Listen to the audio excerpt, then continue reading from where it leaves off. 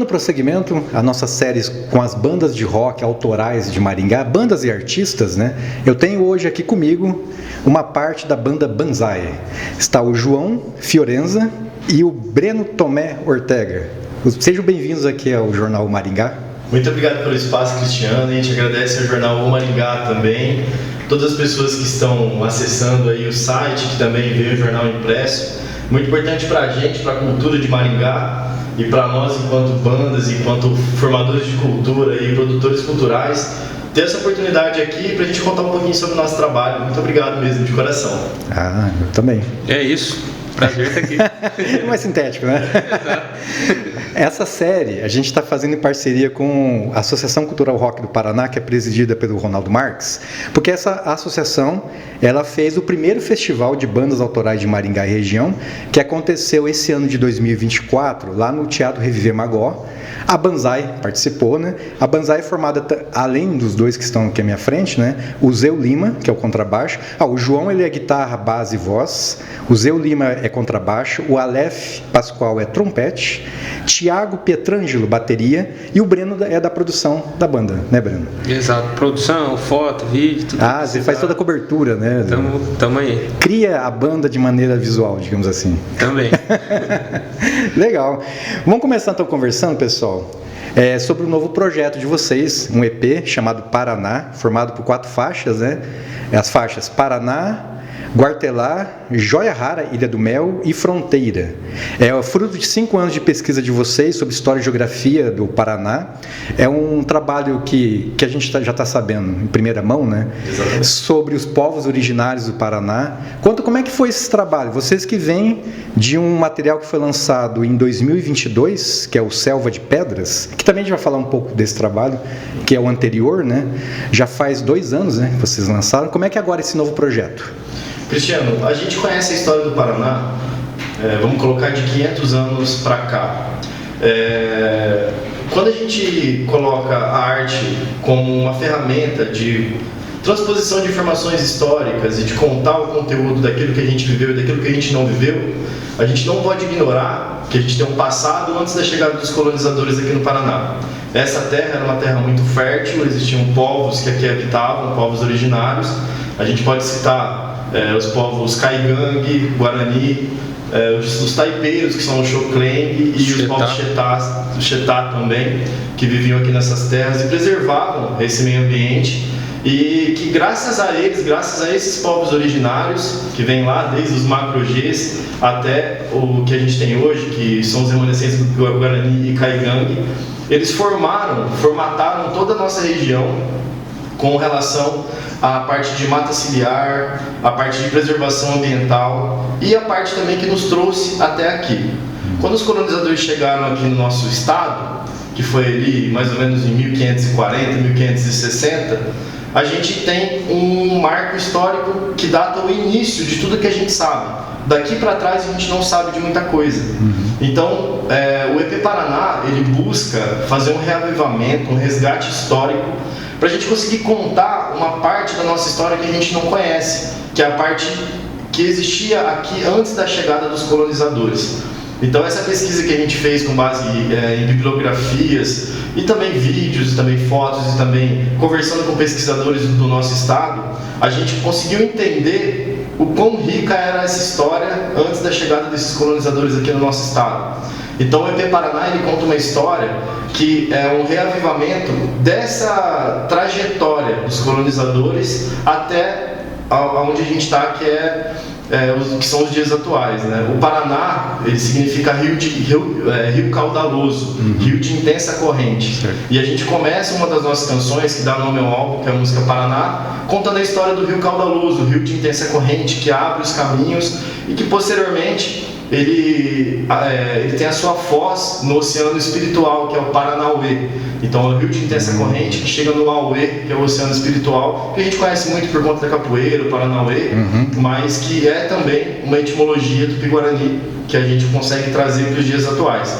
Então o EP Paraná ele conta de ponta a ponta como foi essa incursão dos colonizadores, a guerra entre portugueses e espanhóis, que posteriormente avançaram no território do Paraná, a questão dos tropeiros que tentaram subir e encontraram aqui os ingleses que estavam aqui na Companhia de Melhoramentos Norte do Paraná, que era uma empresa da coroa inglesa. Então a gente conta toda essa história no EP Paraná em pontos estratégicos. A música Paraná, ela conta a história do nosso estado. Posteriormente a gente tem a música Guartelá, que fala sobre o Canyon Guartelá, aqui, que é um importante local geológico do nosso estado. Para quem não sabe, o Canyon Guartelá, ele faz parte da escarpa devoniana, que é muito, muito antiga. A gente pode colocar em milhões e milhões de anos atrás que se formou. E há muitos milhões de anos atrás, a região do Canyon Guartelá, que é a região de Tibagi, que vai até Castro, era mar. Então tudo que a gente conhece aqui, inclusive as pinturas rupestres, elas datam desses acontecimentos. A gente também traz no EP Paraná a música Joia Rara, que é a Ilha do Mel, que a Ilha do Mel foi um ponto muito importante para a coroa portuguesa, que foi onde eles estabeleceram um canal que não deixaram os holandeses, os espanhóis fazerem incursões e tomarem esse território dos portugueses. Por isso que a gente tem um forte na Ilha do Mel, por isso que a gente tem um farol na Ilha do Mel, que foi Dom Pedro que mandou construir. E a gente termina com a música Fronteira, que a gente até adaptou o nome para Cheiro de Flor. A música Fronteira, ela retrata as 3 fronteiras que a gente tem no Paraná, que seriam Foz, né, o Brasil, Paraguai e Argentina. Tríplice fronteira, né? Exatamente. Então quando a gente fala assim, sinta um perfume de flor, um cheiro de amizade, natureza e um lindo color, com terra do bom, tererê do bom, mate ou chimarrão, vou curtir um fim de tarde. E a gente remete à Ilha do Mel, que eu contemplei a lua cheia na Ilha do Mel e com os pés na areia senti o amor. Então todo esse álbum ele faz uma construção histórica e etimológica, que nos traz até aqui e que hoje a gente tem a oportunidade de ter um paraíso, que é a Ilha do Mel. A gente também tem a oportunidade de ter uma oportunidade ali de uma conexão entre Brasil, Paraguai e Argentina, que é o português e o espanhol, que por muito tempo se guerrearam, degladiaram até chegar nessas fronteiras onde a gente tem hoje. Então o EP Paraná é isso, ela é uma busca incessante histórica para que a gente consiga contar para as pessoas aqui do nosso estado, por meio da música e da música autoral e maringaense, como que aconteceu essa história que a gente não conhece. É um conceito de álbum, né, como você falou, né? Das músicas interligadas, uma com a outra, contando uma história, né? Isso, exatamente. E vocês mantêm a marca do Reggae Fusion? A gente mantém a marca do Reggae Fusion, inclusive o Breno foi um dos precursores aí de fazer com que a gente se estabelecesse no reggae, porque é muito importante, né, Breno? Se quiser falar um pouquinho sobre a questão do reggae como posicionamento de marca mesmo. Eu acho que no geral o tema da identidade, que dialoga muito com o que o João estava falando, ele é muito importante quando a gente trata sobre arte, sobre cultura e sobre esse processo de resgate histórico do Paraná, porque o que se constitui a identidade paranaense? E a gente, pelo menos nos registros históricos, quando a gente pega para estudar como que foi formado a identidade desse território, se tem muito que o Paraná ele era um estado ausente de certas culturas, de uma raiz da população, principalmente quando coloca que se dava enquanto um território de passagem do Rio Grande do Sul para São Paulo, e que as pessoas aqui usavam mais o território como um pouso. Mas isso é uma grande mentira, porque o Paraná, assim como todo o território brasileiro, ele tem uma história, ele tem uma cultura que vai para além da colonização. São os povos daqui, são os povos originários daqui. E entender que esse processo de formação cultural, ele aconteceu a partir de um apagamento da história de um povo que já estava aqui. E então o EP Paraná ele vem para resgatar essa identidade, para de fato a gente olhar para o nosso estado e entender o potencial e a beleza cultural, a beleza do nosso próprio território, e expressar isso através de uma manifestação artística, que no caso da Banzai é através do reggae, e trazer esses elementos da formação do nosso estado, que é um estado belíssimo. Eu particularmente nasci em São Paulo, moro há mais de 10 anos aqui em Maringá, e hoje me considero paranaense porque é um estado, por toda a sua história, por tudo que ele representa e por toda a luta dos povos que estavam aqui, que estão até hoje, tem um valor muito grande, e a gente precisa lembrar disso. Então uma das formas que a Banzai enxerga é de trazer isso através da música, né? E no caso da música autoral e pelo reggae. Legal. Muito bem, então aí nós temos o EP Paraná. Já tem previsão quando que vocês pretendem lançar? Já está pronto? Já está tudo gravado? Que pé está? A gente está com ele quase tudo gravado, tem alguns detalhes para a gente finalizar, mas a previsão é no ano que vem. No ano que vem a gente começar com esse EP aí, trabalhando bem certinho, para chegar na população aí, explicar tudo que a gente tem a dizer para todo mundo, para não deixar dúvida a ninguém. Então, a gente aprendeu uma coisa, Cristiano, com o tempo. A gente não precisa ter pressa, cara. Os grandes álbuns aí de grandes bandas, às vezes demora 10 anos para sair um álbum. Então a gente não precisa ter pressa pra gente subjetivar a nossa arte. Entendeu? A gente tem que ir com calma, com o tempo que ela tem que acontecer. Certo. É isso. 2025, então, previsão. Provavelmente. Muito bem. Talvez esse ano, quem sabe, né? 2025. 2025. Vai ser legal. E vai ser captado via prêmio Aniceto Mate, como foi o anterior? A gente não conseguiu ser contemplado no prêmio com esse EP. Ah, certo. A gente está tentando um PNAB, né? Que é o Aldir Blanc. Isso. Edital Viva Cultura. Certo. Edital estadual, porque o potencial é estadual desse álbum. Então, é verdade, vamos dizer assim, não foi bom, mas foi até bom que não passou no edital municipal. Mas isso eu acho que entra um ponto, falando sobre arte e cultura, né? E agora sobre esses processos em que o poder público ele disponibiliza para a comunidade, né? Para a população, esses mecanismos, esses espaços para que essa arte afloreça, principalmente no caso aqui em Maringá. O edital Aniceto Mate é um projeto sensacional, um projeto que possibilitou carreiras artísticas nascerem aqui na cidade, projetos maravilhosos que acontecem todos os anos. É um privilégio para a gente ter isso aqui em Maringá, mas acho que, como tudo, ou quase tudo, pode passar por algumas melhorias. Um dos processos que eu acredito, principalmente quando a gente pensa na formação de uma classe artística, é a desburocratização. Então é muito importante, eu acredito, a gente pensar em formas e mecanismos para que aumente a acessibilidade desses projetos e que as pessoas elas possam ter um canal de entrada que fique mais simplificado. Como no caso prático, por exemplo, alguns documentos de habilitação, a pessoa que está começando ali precisa tirar um monte de certidão, um monte de coisa, e muitas vezes, por um erro pequeno, ele acaba comprometendo a possibilidade do projeto ser avaliado. Então, por exemplo, a gente falou aqui agora do edital Viva Cultura, ele já tem o caminho oposto que o Aniceto Mate. Primeiro você manda o projeto, é analisado a qualificação artística e o alcance, o potencial que esse projeto vai ter. Passou pela curadoria, os avaliadores ali deram as notas, atribuíram, foi classificado, então aí a gente vai para a parte da qualificação técnica e documental. Então eu acredito que fazer essa inversão nesse processo pro Aniceto Mate seria de grande benefício assim, para toda a classe artística, para todo mundo que trabalha com cultura na cidade. Interessante, uma ótima observação, né? Vocês que estão no meio, né, sabem muito bem, melhor do que qualquer outro. Como é que funciona. Exatamente. Em 2024 também teve um ponto interessante na trajetória da Banzai. Vocês participaram do primeiro festival de bandas autorais. Como é que foi essa experiência? O contato com outras 18 bandas, né? 18 bandas com vocês 19 que tocaram música autoral no festival, num espaço público. Como é que foi essa experiência? A gente tem um contato muito direto com todas essas bandas de maneira recorrente.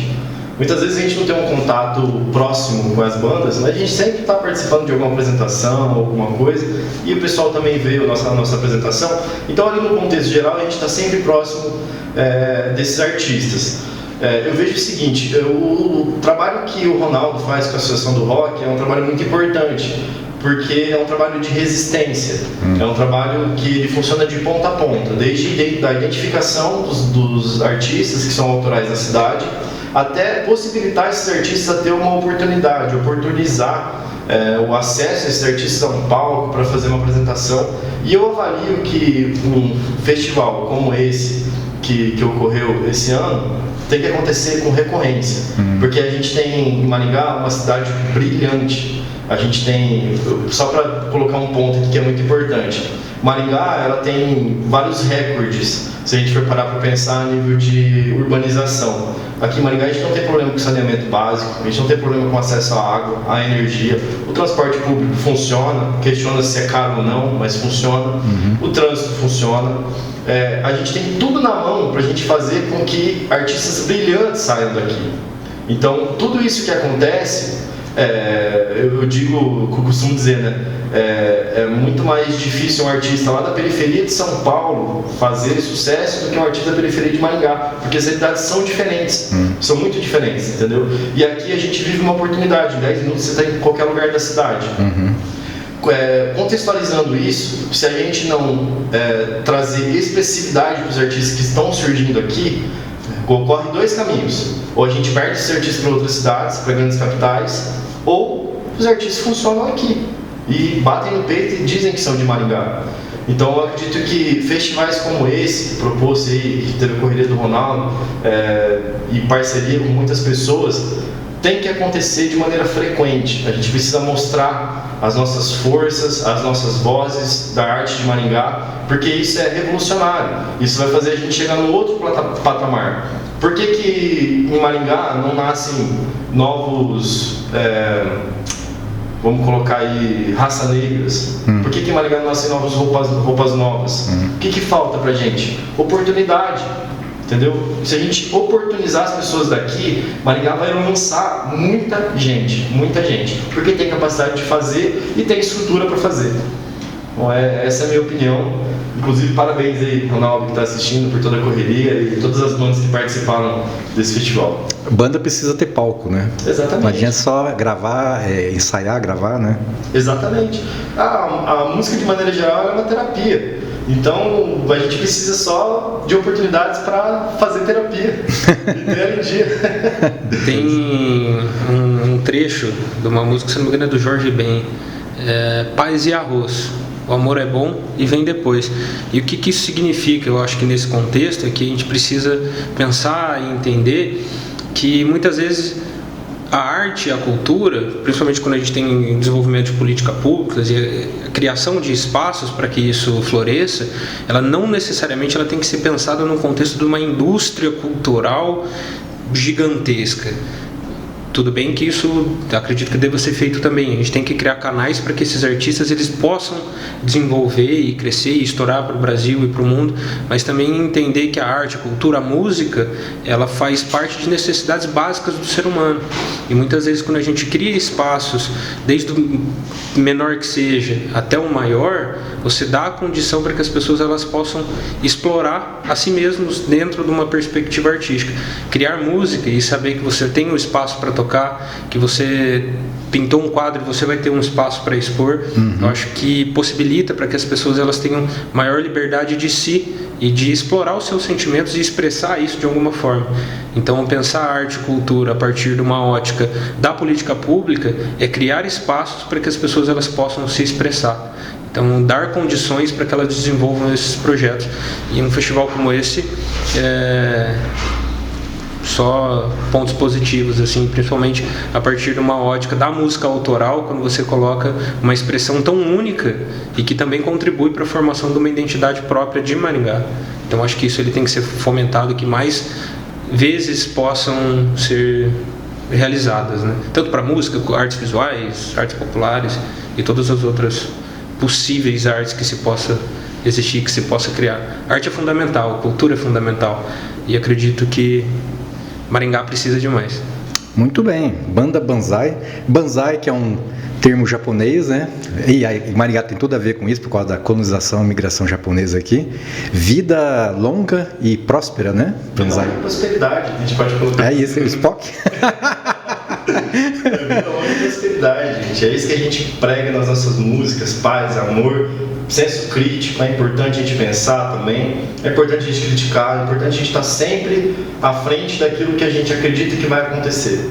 Então vamos pra frente, vamos fazer acontecer e vida longa e prosperidade em todos os projetos. Banzai para todo mundo, para vocês aqui do Maringá. Obrigado, vocês também. É isso. Banzai que vocês podem achar nas plataformas digitais, o Selva de Pedras de 2022, são 7 faixas, tem 20 profissionais envolvidos, né?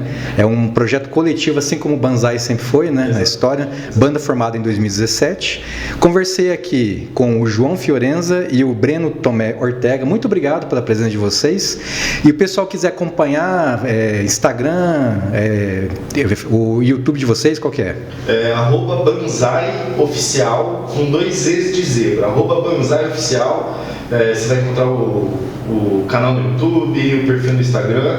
Nosso site também, www.banzai.com.br, que você pode ter acesso ao download gratuito de todas as nossas músicas, então fique à vontade para compartilhar os nossos sons. Tá no Spotify também. Tá no Spotify também, todas as plataformas de streaming, temos clipes lançados, tem bastante material que vocês podem acompanhar a gente e muita coisa tem por vir também. Só pedir um minutinho aqui, Cristiano, queria mandar um abraço para os meninos da banda, o Aleph Pascoal, o Zeu Lima, o Thiago Petrangelo, o nosso amigo Fernando Vilaçante, que também é DJ lá de Curitiba, que nos fortalece tanto, todas as pessoas, João Paulo Carvalho, JP Carvalho, que sempre está com a gente fazendo acontecer. Clovinho. O Clovinho, todas as pessoas que a gente ama aqui, então o Matheus Alab, Cal Russo, tem uma lista. A lista é boa.